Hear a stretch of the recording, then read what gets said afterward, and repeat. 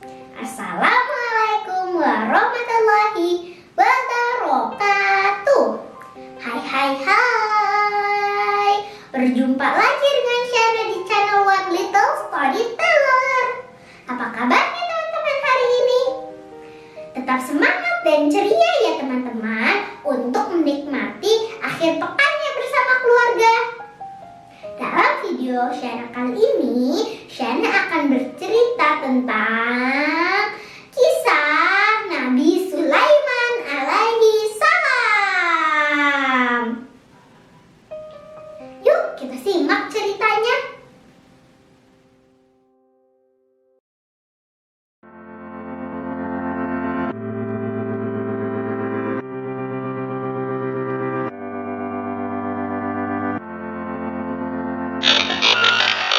Nabi Sulaiman adalah nabi dengan kekayaan yang sangat berlimpah. Istananya saja terbuat dari emas dan permata. Bahkan Nabi Sulaiman juga dianggap sebagai manusia terkaya yang pernah hidup di muka bumi ini.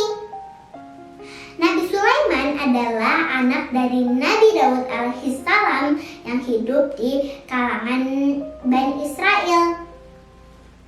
Salah satu mukjizat Nabi Sulaiman adalah dapat berbicara dan memahami perkataan binatang. Karena mukjizat ini, Nabi Sulaiman bisa berbicara kepada semut, burung, unta, dan hewan lainnya. Pada sebuah kisah, saat Nabi Sulaiman dan pasukannya melewati sebuah lembah, Nabi Sulaiman mendengar peringatan dari pemimpin para semut yang mengatakan agar segera masuk ke sarang masing-masing agar tidak terinjak oleh Nabi Sulaiman dan pasukannya. Nabi Sulaiman yang mendengar peringatan itu tersenyum dan mengingatkan para pasukannya agar tidak menginjak para semut.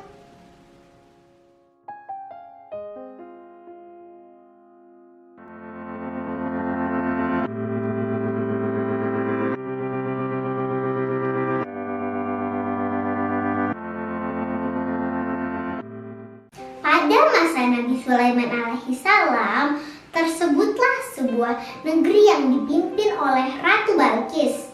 Negeri itu bernama Negeri Saba. Walaupun di Negeri Saba rakyatnya sudah hidup makmur, tapi mereka tidak menyembah Allah. Mereka menyembah matahari. Hudhud yang melihat negeri itu segera melaporkannya kepada Nabi Sulaiman.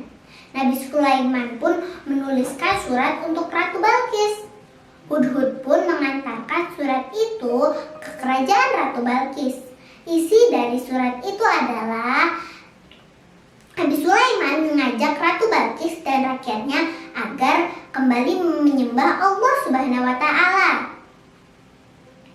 Ratu Balqis pun membalas surat itu dengan mengirimkan banyak perhiasan.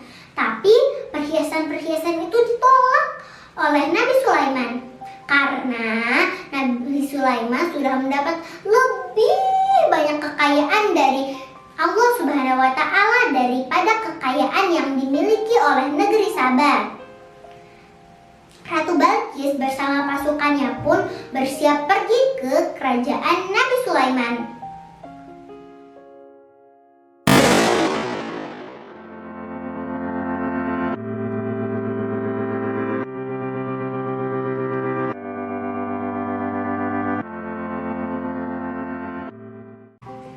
Akhirnya Ratu Balqis sampai di istana Nabi Sulaiman.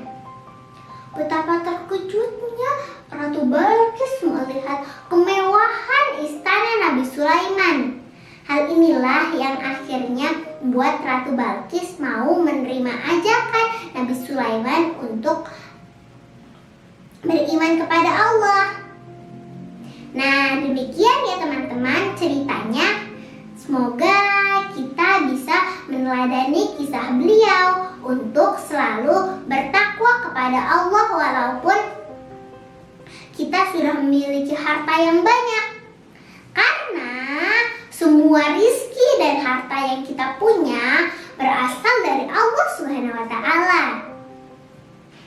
Nah, demikian. Terima kasih sudah mau menonton cerita Shana. Kalau ada yang mau Shana ceritakan di video-video selanjutnya, tulis di kolom komentar ya.